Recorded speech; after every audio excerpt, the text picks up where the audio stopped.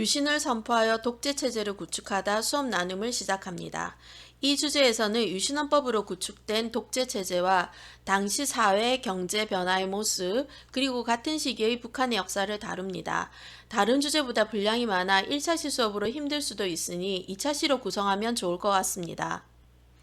주제 열기는 체육관에서 열린 제1회 통일주체국민회의의 모습입니다.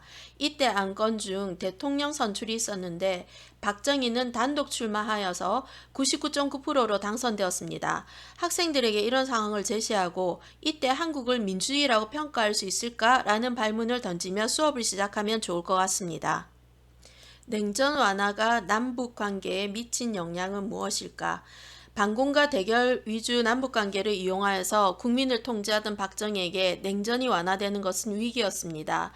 여기에 71년 대선 이후 치러진 국회의원 선거에서 여당이 개헌 정족수를 확보하지 못하자 그해 12월에 박정희 정부는 국가 비상사태를 선언합니다.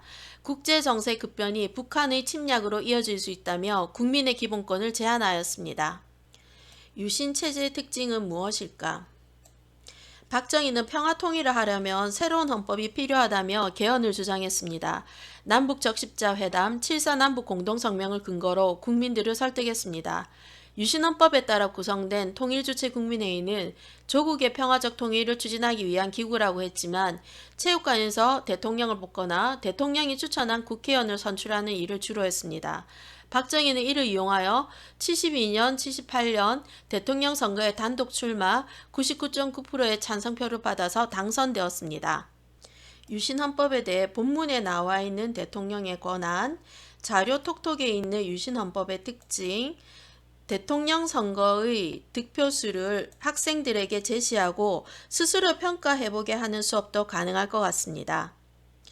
정리하고 역량 키우기 3에는 유신헌법에 대한 비판을 막기 위해서 선포한 긴급조치 내용과 그 위반 사례가 나와 있습니다.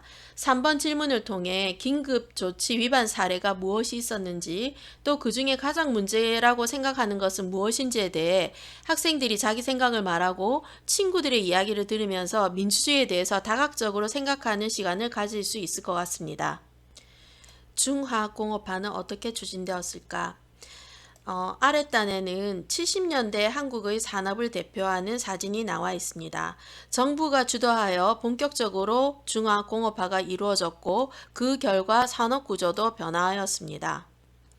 중화공업은 대규모 자본이 필요했고 당시에는 그리 수익성이 확실하지 않았습니다. 그래서 대기업들은 투자 의지를 밝히지 않았고 이에 정부는 세제 혜택 등을 주어서 투자를 이끌어냈습니다. 결과 70년대 말 국제 경기의 악화와 중화공업에 대한 중복 투자로 경제적 위기를 맞이하기도 하였습니다. 70년대 초반 제1차 석유 파동이 발생하였고 이로 인해 전 세계의 경기가 나빴습니다. 이런 시기에 한국은 한강의 기적을 이룰 수 있었는데 이는 중화공업화가 아닌 중동건설 특수 때문이었습니다. 중동 특수를 박정희 정권의 치적이라고 극찬하는 사람도 있지만 이를 관점을 옮겨서 보면 한국 국민들이 전 세계로 진출하여 벌어온 외화로 이 시기에 지속적인 경제성장을 할 수 있었다는 것으로 설명할 수 있습니다. 이렇게 경제성장을 누구의 관점으로 볼 것인가 학생들에게 제시해주면 좋을 것 같습니다. 도시와 농촌은 어떻게 변화하였을까? 산업화 과정에서 도시와 농촌 간의 소득 격차가 커지자 농촌 인구가 일자리를 찾아서 도시로 대거 몰려들었습니다. 도시로 몰려든 인구로 주택난이 심해졌고 같은 시기 부동산 투기 같은 사회 문제도 대두되었습니다. 여기서 도시 빈민들의 주택난을 광주 대단지 사건을 예로 소개하는 것도 좋을 것 같습니다. 낙후된 농촌 경제를 활성화하기 위해서 정부는 새마을 운동을 전개하였습니다. 새마을 운동은 주거 환경 개선과 소득 증대 운동으로 시작되었지만 점차 의식 개혁 운동으로 전환되었고 공장, 도시, 학교의 새마을 운동으로 확산되어 갔습니다. 북한의 사회주의 독재는 어떻게 구축되었을까? 남해에서 유신 독재가 이루어지던 시기에 북한도 같은 길을 걸었습니다.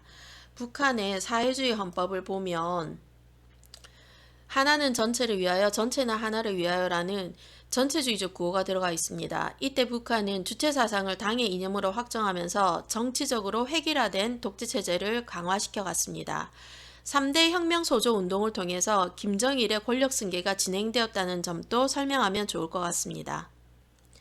범교과 학습에서는 이 시기 사람들의 일상생활을 살펴볼 수 있게 구성하였습니다. 이 시기를 단속과 검열의 시대라고 부릅니다.